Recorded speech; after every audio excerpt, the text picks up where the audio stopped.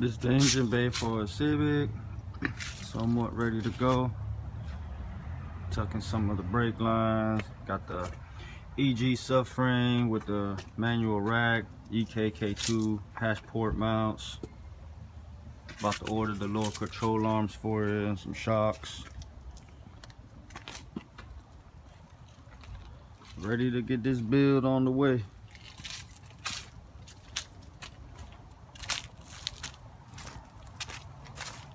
She got all the rear suspension going on.